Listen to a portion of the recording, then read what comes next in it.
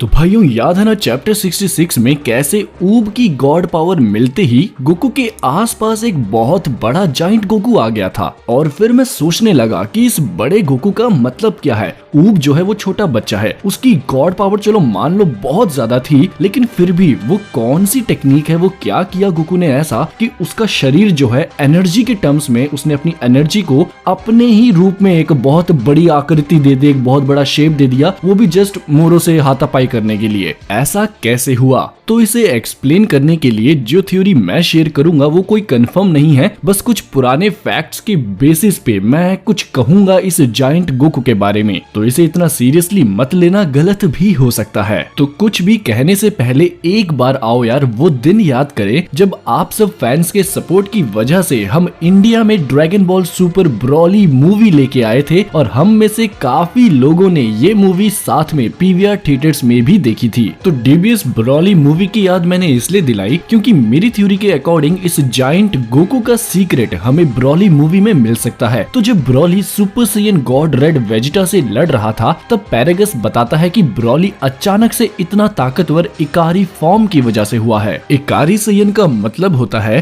कि बिना ओजारू में ट्रांसफॉर्म हुए, बिना उस बड़े भेड़िए भारी भरकम भेड़िए में ट्रांसफॉर्म हुए, बिना अपने साइज को बढ़ा किए ग्रेट एप यानी ओजारू की ताकत का इस्तेमाल जब हम करते हैं ना बिना ट्रांसफॉर्म हुए, उसे इकारी कहते हैं। अब गोकू ने जो मोरो के खिलाफ यूज किया उस एनर्जी को जायंट गोकू में बदलकर, वो शायद यार इकारी या इकारी से रिलेटेड हो सकता है भाइयों। वो बड़ा सा जायंट गोकू मे बी असल में गोकू के अंदर का ओजारू ही हो, जिसे गोकू ने अपने अंदर से बाहर तो निकाला लेकिन उसका रूप उसने अपने जैसा ही रखा, जैसे इकारी में होता है ना कि भाई रूप बिना चेंज किए ट्रांसफॉर्म हो जाना और अपने साइज को भी बड़ा ना होने देना। लेकिन यहाँ पर गोकू ने अपने अंदर के ओजारू को बाहर ले आया, अनजाने में ही सही, लेकिन शायद से गोकू ने यहाँ पर इकारी की मदद से खुद को तो नॉर्मली रखा, लेकिन ऊब की एक्स्ट्रा गॉड एनर्जी को ओजारू का साइज दे दिया और ताकत भी दे दी। यानी कि ये जायंट गोकू असल में गोकू का ओजारू रूप ही है, बस यहाँ पर गोकू ने इस जायंट एनर्जी को अपने शरीर में नहीं डाला, बाहर ही रहने दिया और इसे भेड़िए जैसा भी नहीं बनाया, बिल्कुल अपने ही जैसे गोकू का जो खुद का रूप है उसको वही शेप दी। और इसी चीज को ना मैं इकारी से कनेक्ट कर रहा हूँ क्योंकि इकारी में भी ऐसा ही कुछ कर रहा था ब्रॉली कि वो ग्रेट एप जैसा शक्ल नहीं बनानी, पूरे शरीर में बाल बाल आ जाने, दांत बड़े हो जाने, ये सब ब्रॉली के साथ नहीं हुआ था, ये सब गोकू के साथ भी नहीं हुआ। और इतिहास का पन्ना अगर आप कोई भी खोल के देख लो, जब जब एक सैयन के अंदर से किसी भी जायंट ताकत की बात हुई है, एक जायंट रूप में कोई भी चीज अगर आपके दिमाग में आप सोचते हो तो आपके दिमाग में सबसे पहली चीज आएगी ओजारू। तो यहाँ पर जब गोकू का मैंने ये जायंट एनर्जी वाला रूप देखा तो कहीं ना कहीं मुझे लगा कि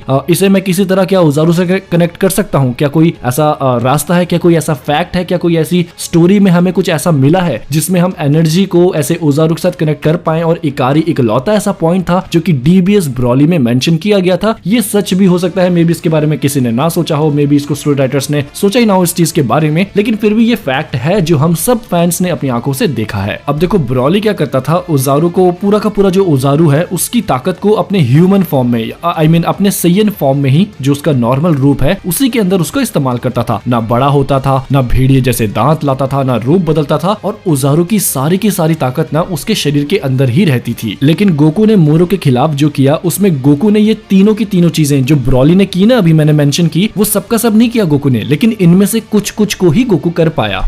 इन शॉर्ट मेरी थ्योरी ये कहती है कि ये जाइंट गोकू असल में गोकू के अंदर का ओजारू ही है, गोकू के अंदर के ओजारू की ताकत ही है, जिसे गोकू ने इकारी की मदद से उस बड़े भेड़िए में तो बदलने नहीं दिया, लेकिन उसे अपने अंदर भी नहीं समाया। ब्रॉली ने सारी ताकत अपने अंदर ही रखी हुई थी, लेकिन गोकू ने उस सारी ताकत को बाहर ही रहने दिया, बस उसको भेड़िए में नहीं बदला। मे बी इसका रीजन ऊब की बहुत ज्यादा क्वांटिटी में गॉड की होगी। तो बस ये थ्योरी ब्रॉली मूवी के इकारी कंसेप्ट पर बेस्ड है। आपसे मुझे कमेंट्स में बताइए कि आपको ये थ्योरी कैसी लगी, सच हो या गलत हो ये तो पता नहीं, लेकिन मेरे ख्याल से तो गलत ही होगी। राइटर्स ने तो इतना सोचा भी नहीं होता यार जितना हम फैंस लोग सोच लेते हैं। बट स्टिल अगर आपको मजा आया हो तो यार लाइक पक्का करना वीडियो को, और अपनी भी अच्छी फैन थ्योरीज मेरे साथ शेयर कीजिए। बस एजम्पशंस मत करना, एजम्पशंस नहीं होनी चाहिए, फैक्ट्स पर बेस्ड होने चाहिए। और मोरो का चैप्टर तो भाई हो चुका है खल्लास, मोरो की कहानी हो चुकी है खत्म। तो यार ब्रॉली को कब लाने वाले हैं अकीरा सर कहानी में, मुझे तो बहुत इंतजार है। आप सब अपने थॉट्स भी कमेंट्स में जरूर मुझे बताइए। मैं मिलूंगा आप सबको नेक्स्ट वीडियो में, तब तक के लिए खुदा हाफिज, सादर प्रणाम।